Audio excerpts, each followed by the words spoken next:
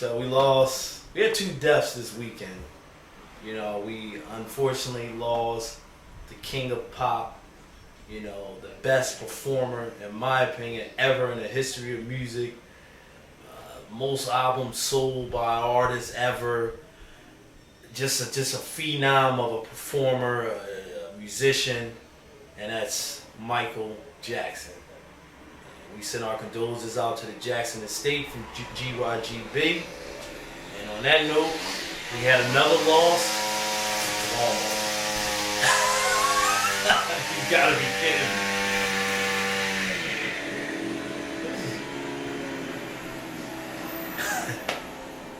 This is crazy. So we just had a lawnmower come up, so that kind of muffled our sound.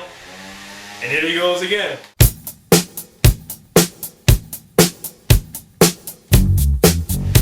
So the sport of boxing was put to rest this summer. In case y'all don't know what I'm talking about, I'll get into it a little later. But the sport you know is boxing is now deceased. But let me get into the fight last night. 140-pound fight last night. Marcos Maidana versus Victor Vicious Ortiz.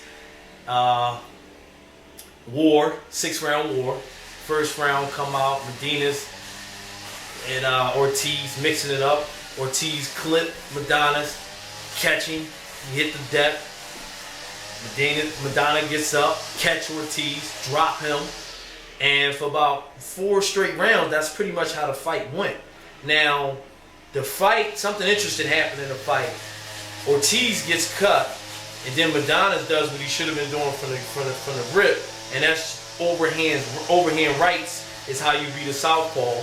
You know, a la Carlos Quintana and Paul Williams. I mean, he literally had his hand tied behind his back and was just throwing right hands at Ortiz. But you know, Ortiz is an emotional fighter, and we always knew this. You know, a lot of parallels was made to Fernando Vargas and Oscar De La Hoya, but at the end of the day, Victor Ortiz is not Fernando Vargas. Victor Ortiz is not Oscar De La Hoya. I don't know who Victor Ortiz is right now. He's a young, exciting fighter, but I don't know if he'll ever be a great fighter. And I'm not judging this by the one loss that he had. I had high hope for Victor Ortiz, but there was a stat that stood out to me in that fight.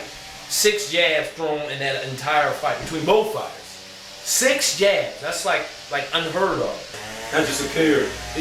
Yo, show him the ill shirt though. That shirt is crazy. Little Illadel shirt, Phillies. But yeah, though, like I was saying, like, you know, me and you talked about this over the phone. Ortiz is really not up for the sport of boxing. And what I mean by that is, you know, here it was a big moment for him. He wins this fight, he's a mega superstar. The kid has the potential to be a mega superstar in this fight, but mentally, he's not ready for the moment. He's it's like I mean, parallels to some of the new artists, not putting him in the boat, you know, because I'm not very fond of like a Charles Hamilton, a lot of these new artists who seem ain't nothing like a Brooklyn girl. Like they get stifled. They get stifled by the pressure before they can actually, you know, you got to be built a certain way to make it in professional sports and to make it in the entertainment business. And like I saw some, you know, I do want to preface it, you know, a lot of, you know, similarities of artists like being front heavy and his approach to fighting. Like his style was very similar to Fernando, but the big difference is I don't think Fernando would have gave up. He would have definitely went out on his shield. Because let's be honest, Victor Ortiz quit the fight. He did quit. He quit the fight. He got bailed out, but he quit the fight. You know? Yeah, but everybody saw it. He pulled the Zab, what Zab did in the Clottey fight. But they didn't even really. It was just funny the way it went down. Like, because I mean, obviously he didn't want to continue. He said, no, I'm not all right. Then he walked away from the referee. That's an automatic sign. Let's get into his comments after the fight. And me and you both, we saw right through his nonsense when he was talking. All this about he has to think about his future. You know, he don't. Before we even get there, more details on the technical side of the fight. Like Coltrane said, there wasn't a jab. You know, the jab would have definitely. This guy, you know, his style was built for Victor to actually defeat. Victor got into a shootout match with somebody with just as big as guns as he has. You know what I'm saying? And I remember the first round, I was like, yo, they traded leather. and he was getting hit early. Victor was getting hit early. But he was the faster fighter though. Early on, I'm saying. Well, what's going on? Maidana's, yeah. Maidana's temperament was more seasoned as a veteran. I know. No doubt, he's every time he was hurt, the way he carried himself, his demeanor, I was like, yo, this guy is not going to give up. And Victor, on the other hand, Victor was on wobbly legs, and he handled himself like a warrior coming back in that first round. But like you said, the lead right started finding him, and Adonis was just on his. He was on him once he got hurt. He you know, much respect to him. He wouldn't let that moment pass by. He stayed on top of him once he hurt him. And the thing about it is, I think it's a fight that Victor Ortiz could have won.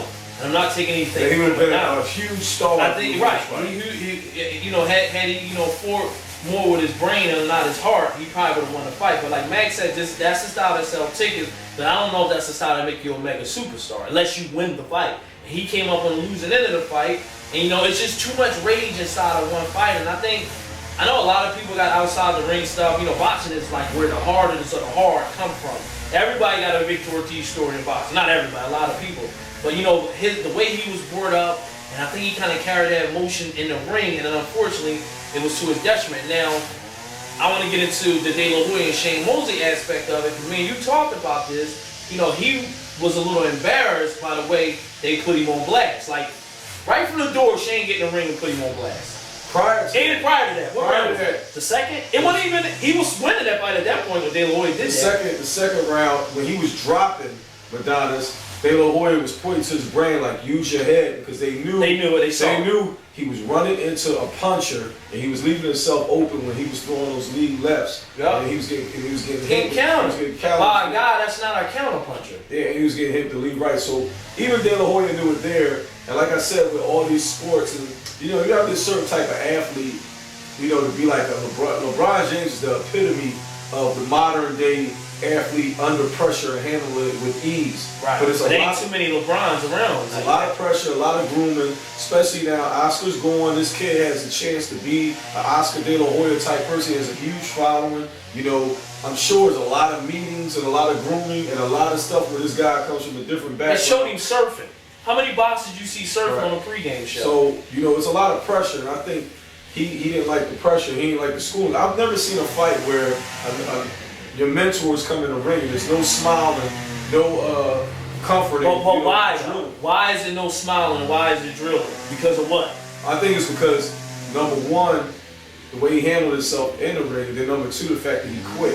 I think that really disturbed the big picture, I'm saying though, like, why were they so upset? Because what's going on in the sport of boxing? Because there's a lot at stake with him. There's a lot of money being put behind him. Exactly. And I think they wanted him to be the cash cow, right, golden boy. Right. And he disappointed them. And then the fact that he quit, I think made him more mad than anything. Because you're dealing with two boxers specifically. And not to mention the Mexican public don't tolerate, you know, their fighters quitting. Right. You know, you talk about the Chavez's and the Marco Antonio Barberas, the Juan Man Marquez, you know, those guys went out on their Barrett Morales, those guys left it all in the ring.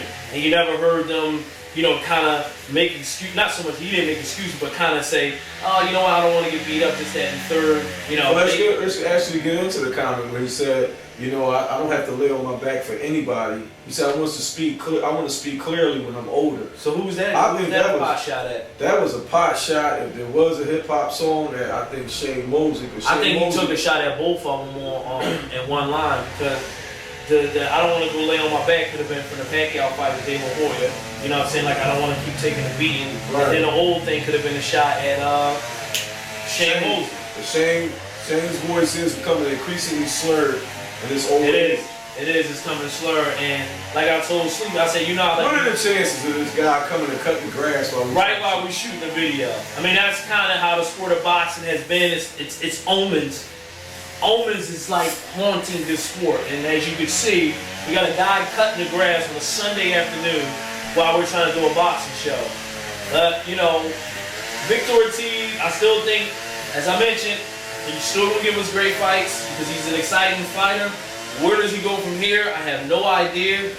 He sounds like he don't want to fight, because he said. I don't think it's that. I just think that he was upset. He also said, he said he's a young guy, but he don't think he should be getting hit the way he's getting hit. And he said he got a lot of thinking to do. I think he's a classic. He's emotional. There was a kid signed to Bad Boy. I forgot his name. You know what I'm saying? Right. You know, the music industry, Bad Boy in particular, is notoriously known for putting a lot of pressure on artists. You know, this kid ended up, he had a mental health crisis. He started masturbating in the meeting and like went kind of crazy. I forgot his name. He was a young talent. This was like in the 90s. You also had that singer out from Cali, shout out to Valley Boy, who ended up gouging his eye out with a knife, saying that, these high level stakes, you know what I'm saying, much respect to Victor Ortiz. I could never be in your shoes. It takes a lot of heart to step in those ropes and be at a top level fighter that you are. But I think Victor Ortiz is a classic young person that's being brought along too fast. That's what he can't handle the pressure.